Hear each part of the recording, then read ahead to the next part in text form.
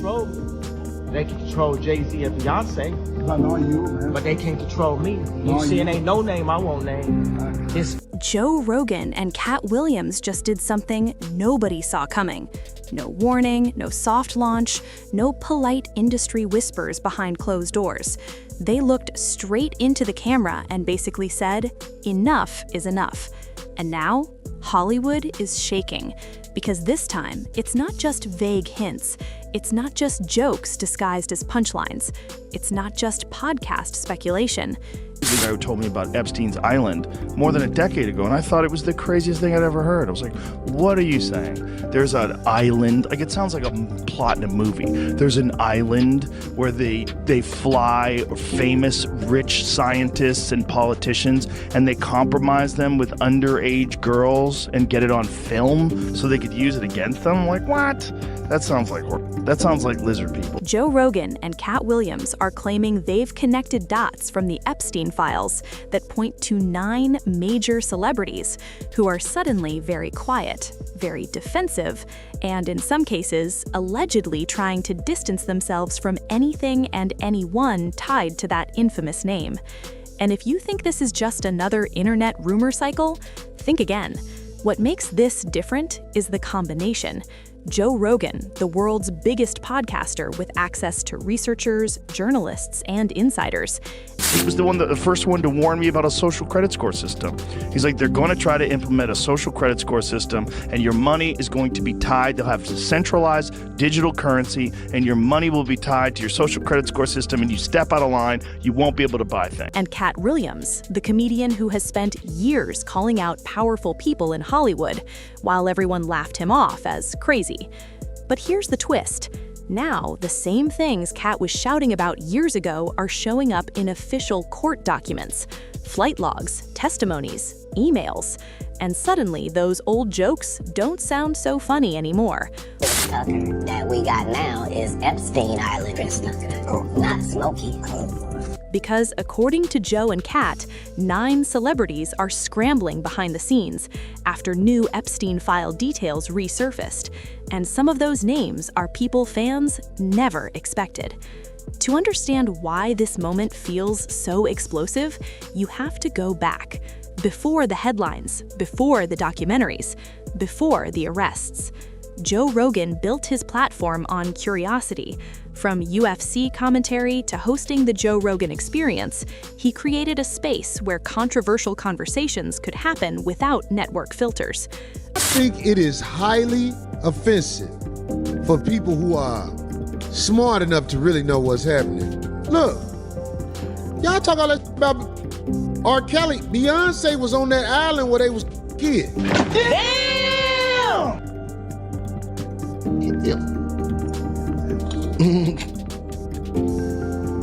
Beyonce was on Pedo Island. Over the years, he hosted everyone from scientists to conspiracy theorists.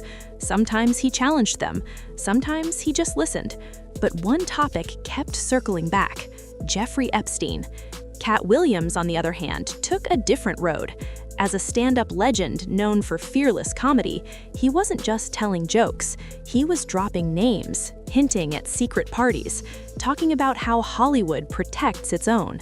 Interviews that once looked chaotic now feel almost prophetic. For years, people dismissed him. He's bitter, he's jealous, he's just trying to stay relevant. People like Jay-Z and Pusha T, they made their living our people, so how the they gonna stand up for our people? You know what I'm saying? But we forget that because we love Jay-Z's music so much. We love Pusha's music so much. When the Epstein case exploded publicly, it exposed how deep his connections ran. Politicians, billionaires, royalty, entertainers. The arrest, the prison death, the sealed documents, it all felt unfinished, like the story stopped before the real answers came out. Joe noticed that. Katt noticed that. And according to sources close to both camps, conversations started happening privately, comparing timelines, matching public interviews to newly released file details, looking at flight logs and public denials side by side. As you can. Those kind of honeypot operations, they let these freaks know, like, hey, you're going to be safe with me. Charlie will take care of everything. Look, Bill Clinton used to come here. Don't worry about it. Yeah. And we're going to go to the And island. that's a big endorsement. It's like presidents were here, so it must be a secure area. What nobody expected was how many entertainment figures appeared in proximity to Epstein's circle, sometimes through events, sometimes through mutual associates. And that's when Joe reportedly said something that changed everything. If this is real, we can't pretend it's not. That's when the collaboration began. But here's where the drama truly starts. When portions of Epstein-related documents resurfaced and media outlets began naming high-profile individuals mentioned in various contexts, not necessarily charged, not necessarily convicted. And what do you think she gets out of it? Well, she gets money. When you bring models or people that can easily be manipulated, you get funded. How does she own an island being a supermodel? I didn't know she owns an island. Yeah, she owns an island. Panic reportedly hit certain circles in Hollywood.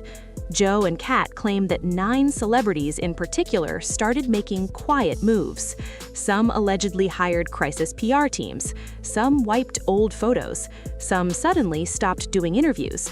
Some even distanced themselves from longtime friends who appeared in flight logs. Now, let's be clear. Being named in documents doesn't automatically mean guilt. That's important. But perception in Hollywood, perception is everything. I was foolish to spend time with him. I was one of many people who regret ever knowing him. You know, every minute I spent with him, I regret and I apologize that I did that. And once your name is even loosely connected to something this dark, it sticks. According to Joe, what shocked him wasn't just who appeared in the files, it was how often the same social circles overlapped.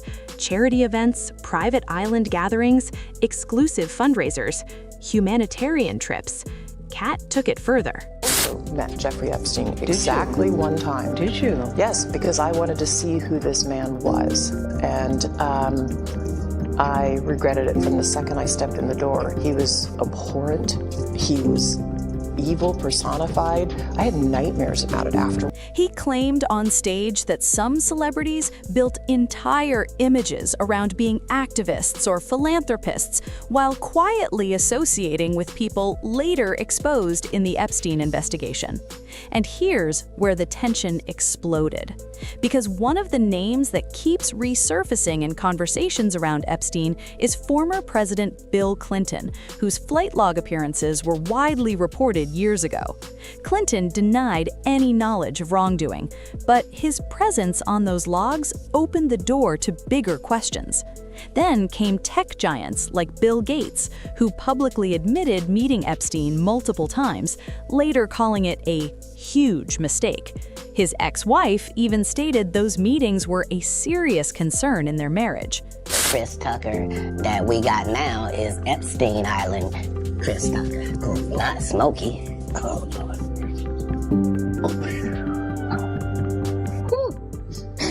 And I didn't know no better, I tell you, he's the greatest. And when Chris was asked about Epstein, you could see the fear in his eyes. You knew Jeffrey Epstein, didn't you? Yeah, I did. We flew Bill Clinton and a lot of different, that was a humanitarian trip to Africa. Joe asked the question many fans were thinking. If these meetings were innocent, why the secrecy? Why the vague explanations? And that question rippled outward. Actors like Kevin Spacey had already fallen from grace over unrelated allegations, but his appearance on certain flight records reignited public curiosity.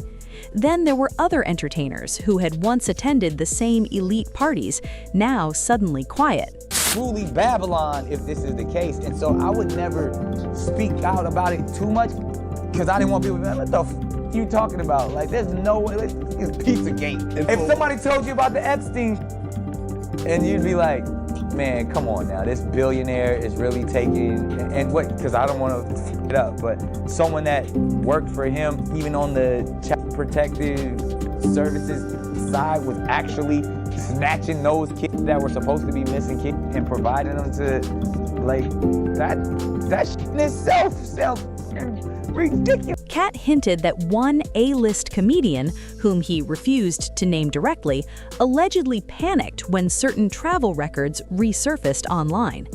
What nobody expected was how quickly some PR teams went into overdrive. Statements were released, clarifications were posted, lawyers issued warnings about defamation, and Joe leaned into it. On his podcast, he broke down how elite circles operate. He talked about proximity to power, about how young artists often trust invitations from established names. He never outright accused, but he questioned patterns. And the kids were not always enthusiastic about the food that they were being served. So they were always trying to call for pizzas. And you can't order a pizza to the White House. Would love you to come over for pizza, but how was the pizza? Was it good? Oh, what, did he make it Amal's himself? pizza was better than Clooney's. They both made, everybody made a certain kind of pizza. There's no pizza we didn't love. Something. Should eat pizza? I was like, no, I don't want to. And then, I just didn't want to. I just didn't want to. Where'd we go? To a true kitchen. Hold on a second. I should have promoted. Let you promote whatever you want, but I need to take a step back because you just said something crazy. What do you mean, why would you want to eat pizza? And the audience felt the shift. Because this wasn't just gossip anymore, it was analysis layered over official records. Meanwhile, Katt delivered one of his most intense stand-up segments ever. He described Hollywood as a machine that feeds on silence. He said the real issue isn't who attended one event, it's who stayed quiet when the truth started leaking out. Then came the bombshell moment. Outlandish anymore. Stuff sounded so outlandish, from like Epstein to even the shit with like Pizzagate and Haiti, and you hear like, man, that's so dark. There's no way it can be true. And I would be reading this stuff and be like, something like, again, I'll be like, I'm not that much of a conspiracy theorist to be like, they can't really be trapped little kids, sleeping with them, and still be billionaires. Joe revealed that multiple insiders had reached out to him privately after his recent episodes discussing Epstein connections. Some allegedly claimed there are still sealed recordings. Others suggested that certain celebrities are more worried about what hasn't been released yet than what already has. That's when the phrase started trending online: celebrities on the run. Not literally running from police, but running from questions, avoiding red carpets, canceling appearances, turning off comments. And fans noticed.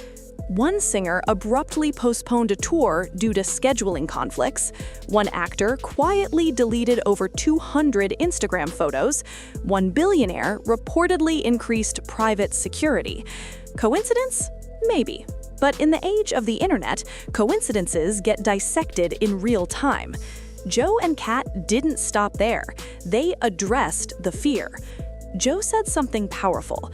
If you did nothing wrong, transparency shouldn't scare you.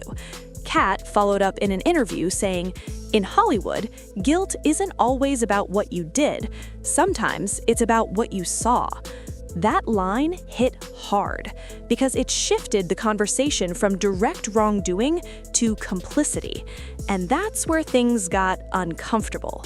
What nobody expected was how divided the public would become. Some fans praised Joe and Katt for bravery, others accused them of fueling conspiracy culture. But the bigger story wasn't about internet arguments, it was about power. When Epstein was first arrested, many believed it would trigger a domino effect, that powerful figures would be exposed one by one. Instead, the story faded after his death in custody. For years, it felt like the momentum died with him.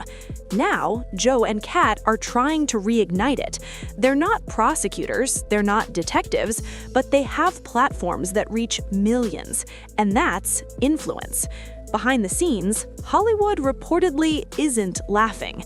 Studios are cautious, agents are nervous, executives are monitoring public sentiment. Because if public trust erodes, box office numbers follow. The emotional weight of this moment is heavy. Imagine being a fan who grew up idolizing certain stars, only to see their names linked, even loosely, to one of the darkest scandals in modern history. Imagine being an artist who attended a party years ago without knowing what was happening behind closed doors, and now your name is circulating online. The fear, the anger, the confusion. Katt said something that summed it up. Truth doesn't care about your resume, and that line cuts deep. For the celebrities involved, whether innocent, guilty, or somewhere in between, the damage may already be done. Once your name is attached to Epstein in headlines, Google never forgets. Careers can survive scandals, but trust? That's harder. Families feel it too. Children see the headlines, spouses answer uncomfortable questions, business deals get paused.